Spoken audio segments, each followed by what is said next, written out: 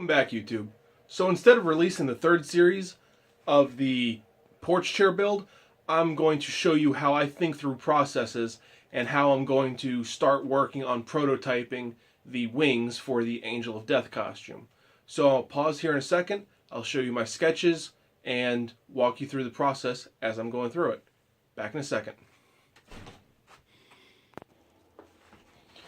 Okay, so what we have here are a couple sketches. What I do first is I look through YouTube and Pinterest, see who has done something similar to what I want, and if no one has done it before, I do my best to either emulate what they have or improve it.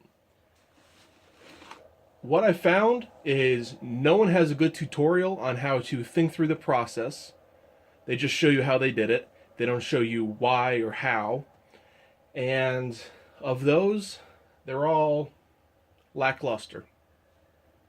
So I figure I'd show around what I'm thinking.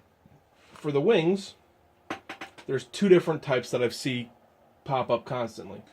They both work on this parallelogram scissor action. The first one was way complex, and the more complex a system is, the easier it is to induce failure. The simpler one is, well, it's too simple. It relies on the weight to change the parallelogram and make the wing extend. It also relies on the weight of the system to bring the whole thing back. And while there's an elegance to that, it's not reliable enough in my opinion. So I'm going to make a hybrid of these two, and, well, that's why I started sketching out. What I do when I start sketching is I make a proportional sketch. So it's just a stick figure sketch of my body, an approximation of how long I think extensions of my arms and legs would be, any props. So I have the wing here drawn out and the scythe drawn out. And I came up with a proportion using an architectural scale of 1.25 to 74. So once I get that all worked out, I move down to a more detailed sketch. How is the system going to work? So using a marriage of the first two, you still have that parallelogram which will extend the wing tip. But I'm using just one solid rod here. And one thing I haven't seen is anyone use a cable to help actuate this parallelogram there to scissor it out. My thoughts behind that are, if I can use a cable there, I only need one piece to be hinged if I want the wing to flap back and forward.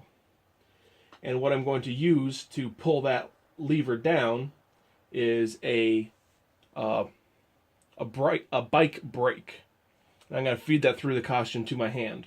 Since I'm going to have extended hands, no one's going to see what's happening under the cloak in my actual hand. And I think when the wings extend 16 foot, no one's going to care what the monster's hand is doing either. So it'd be a good disguise and a good way to accomplish that goal. So what has to happen next is I need to take measurements off of my sketch and put them into this, use this proportion to get a real size scale. And since I'm doing a model, I need to then scale that back down. I intend on doing a 1/12 model, which is 1 inch equals 1 foot. And I cut a couple pieces out already, and here's what I have. So I have E, I have C down there, then A would go up here, and then B would fit this parallelogram. And then I'll attach the cable there. On this, I'll use this as the solid backing. I'm not going to worry about the articulation for flapping yet. I'm just worried about this system here. And what I think I'm going to do is I'm going to use PVC piping. I'm going to heat it up and squish it into an oval. That should give me good vertical strength, which is where it's more critical. And then the horizontal strength it'll lessen, but if I don't squish the tube too much, it should be fine. Not quite sure how I'm going to accomplish that yet. But it's part of the magic, I guess. So let me drill a couple holes here and throw some bolts in, and we'll see what we got. Be back in just 1 minute. Alright, we're back. So, drilled some holes and bolted it together. Haven't tested anything out yet. So that's the lever arm. Let's get this up. Let's wrap this around here a couple times just to make sure it's secure. This will be the cable that articulates the arms, and oh, that needs to go back further. Oh.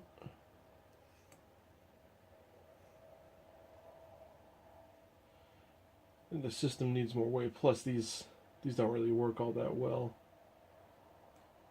But for the opening and just the opening works pretty well. I think if I were to lower this down here, maybe hold it even.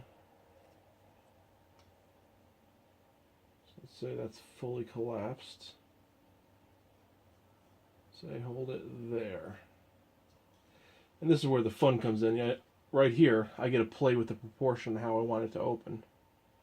Like there, I could have it open that way. And if I split the difference,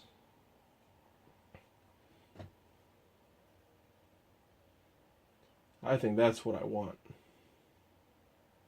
Up and out. Maybe even a little bit higher. What do you guys think? You think up there? Down lower? Or way high? I don't know, way high would kind of look cool, but you might lose some of that effect, because you gotta think, my head's gonna be about here. So, should I have the wings higher than my head? Or a little bit lower, or even with my head? Like the top of the wing would be even with my head there. I think that would be the most impressive, personally. But, hey. Who knows? So off this, I'll be able to find out where that point should be and actually see how everything articulates. I definitely need to build a better model. Maybe, I don't know, instead of 1 to 12,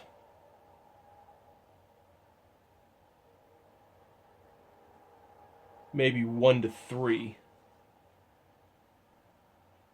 Which would be 4 times bigger than this, and these bolts won't interfere as badly. And I'll be able to get bigger holes and have things a little bit loose, so it would be able to collapse under its own weight and come down. Because I think that's what would pull it back too, is that. In like that. Anyways, please leave your comments and suggestions below. Where do you think the wing height should be? If you like what I've done here, please hit that like button. And if you enjoy the content so far on my main channel, please hit the subscribe button. And if you haven't already, please check out my secondary channel, Chris Knight. Thank you guys, and I'll see you next time.